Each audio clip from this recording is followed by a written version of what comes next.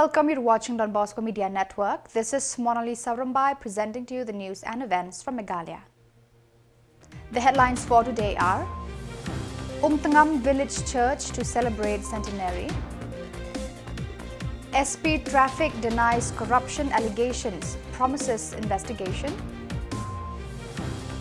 Meghalaya MLA urges action for new dispensary building. And Shillong North MLA asks about provisions under Article 371. And now the news in detail. Marcus Sharap, the local church leader of Umtangam Village Church, has invited Catholics from various parishes to join in the centenary celebrations of the Sacred Heart of Jesus Church on March 9th. Located in Meghalaya Parish, Ribhoi district, Umtangam's church marks 100 years since the establishment of the Catholic faith in the village in 1925. The celebration will honor the rich history and faith of the local community. The event is expected to gather numerous faithful to commemorate this milestone in the religious journey of Umtangam.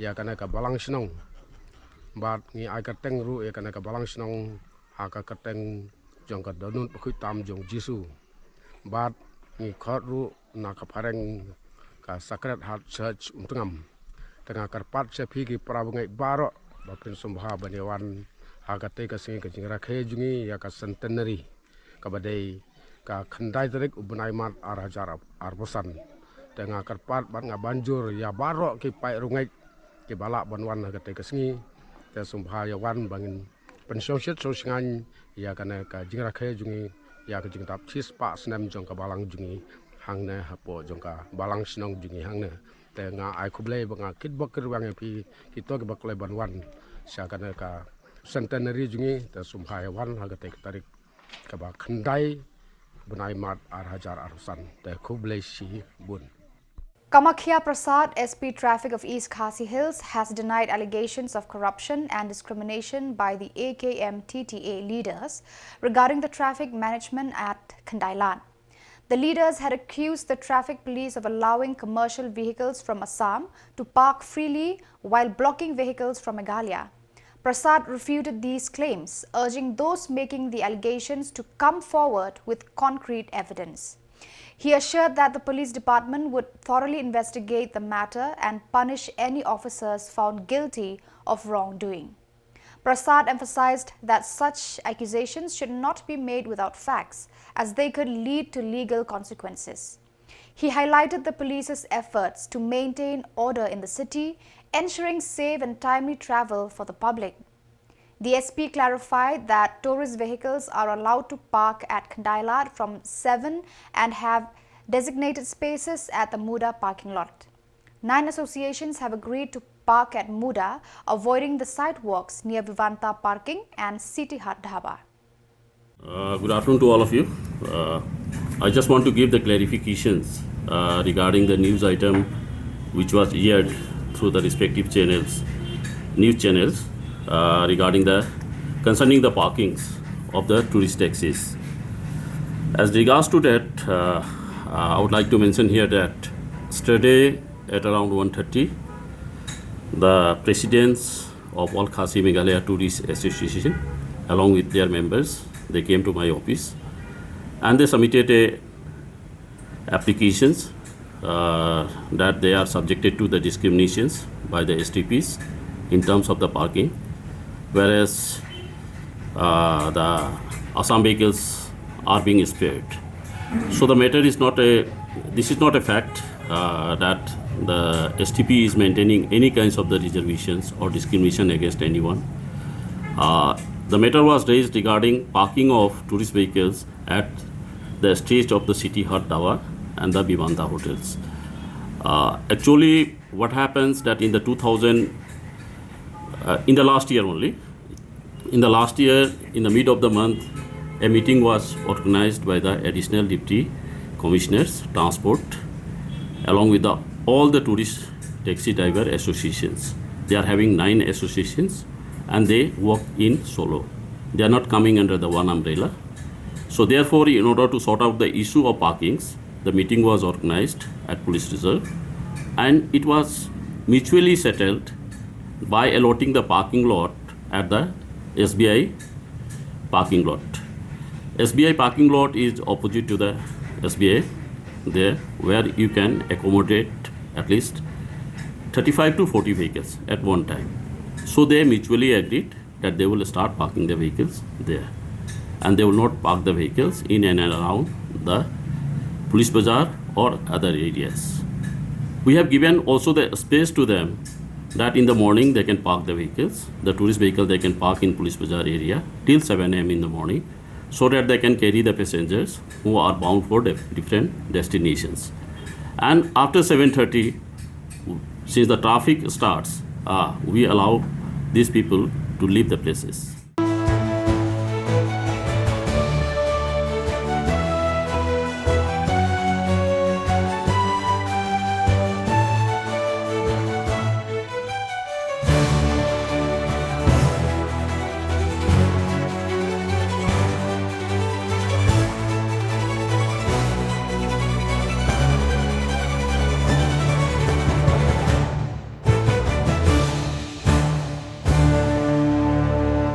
Maulai MLA Bright Starwell Marbanyang informed the House on Wednesday about the long-standing issue of the Maulai Nonglom dispensary, which continues to operate from a rented house despite being very old.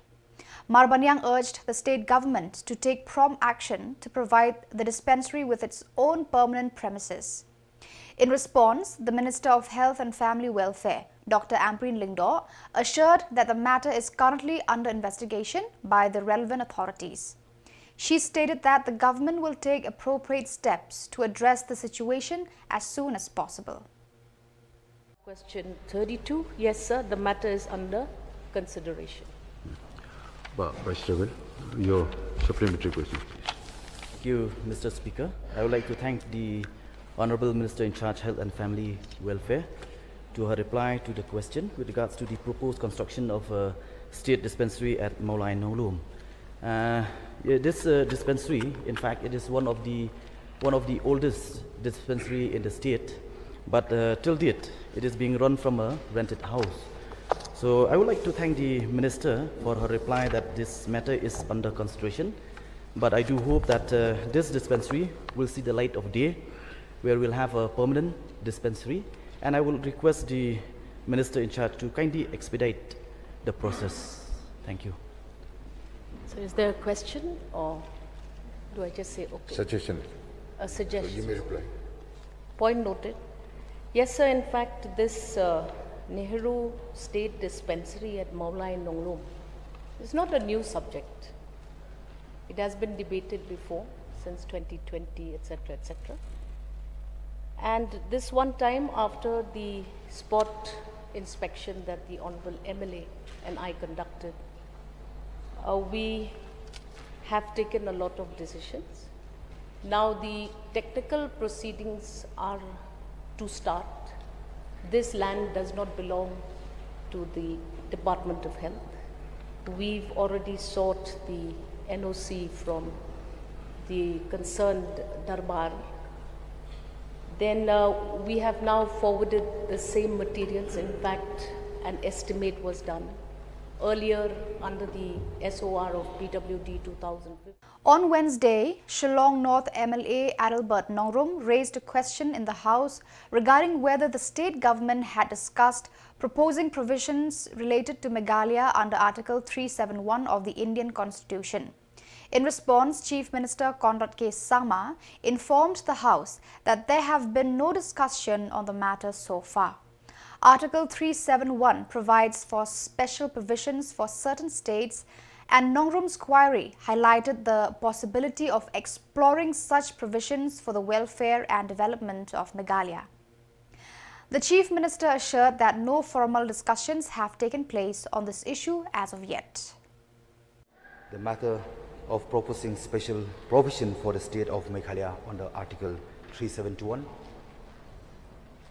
Sir, of course, if there is a requirement and there is a demand, and if there is any reason for us to allow a discussion to take place on the matter, we can have particular provisions. But as I said, as of now, the state, the schedule areas, we come under the 6th schedule, and the provisions are there to protect us and our culture, our land, our people. In terms of the 6th schedule, provisions are there. So therefore, it was never felt that Article 371 should be something that we should look at. But as I said, for the matter of discussion and for opinions to be brought in, we can examine, sir. Your last question, please. No, sir. Already you have asked 4 questions. Okay. Anyway, I'll try to get, straight to the point. Okay, let me recall the House. Mr. Speaker, sir, I also wish to remind this House that recently in January this year, one state in India has become the first to implement Uniform Civil Code. So my question, Mr. Speaker, sir, to the Chief Minister is this. Does the government consider that having special provision for the state of Meghalaya under Article 371, it will bring protection for the people of the state from the operations of laws like Uniform Civil Code and other central laws which come into conflict with our religious and social practices, our customary law, our administration of justice as per customary law, and our customary land right. So may I get your reply, sir?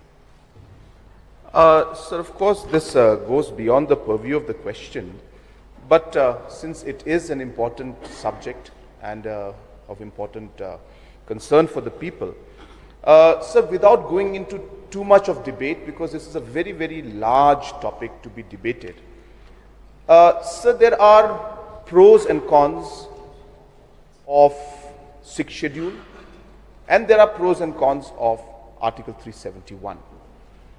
Sir, if you look at the 6th schedule areas, so there are provisions of having a legislature wing, an executive wing, and a judiciary wing, whereas Article 371 does not have those provisions.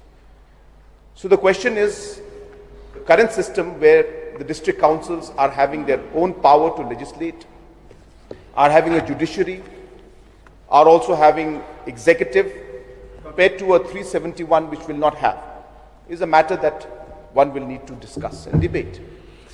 Sir, Article 371 also has got multiple forms. It is not that Article 371 is the same for all the states. If you go towards aspects of Article 371 in different states, like for example, so there are many states that have got Article 371, and if you go into those aspects, so Article 371 grants special responsibility for governor in Maharashtra and Gujarat for establishment of separate development boards for Vidarbha, Marathwada, Saurashtra and Kutch, and for ensuring equitable allocation of funds and opportunities for these regions. This Article 371 does not mention anything about protection or not having to implement central laws. My point being, sir, that no 371 is uniform. For different states, there's a different Article 371. H.S. Kharpran, MLA of Maurinkneng, raised concerns in the House on Wednesday about the delay in the implementation of the Emergency and Fire Service Station in Maurinkneng. In response, Deputy Chief Minister Preston Tinsong explained that the delay was due to issues related to the location. However, he assured that the house that work on the project is now progressing. Tinsong further stated that the detailed project report, DPR, for the Emergency and Fire Service Station will be prepared soon to expedite the implementation of the much-needed service in the area. Question number 29.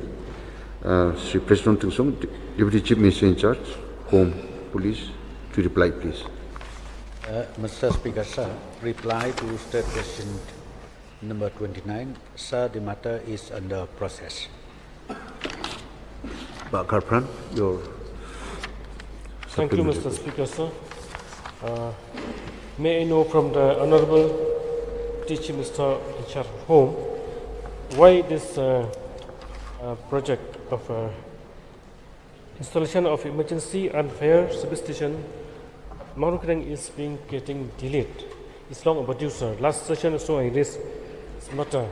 For the last few years, just 2 years, so many fire incidents have taken place in our area. Just last December also, on the 19th December 24, 2nd December 24, fire incidents that have occurred in our area, at Kut and Puriang village.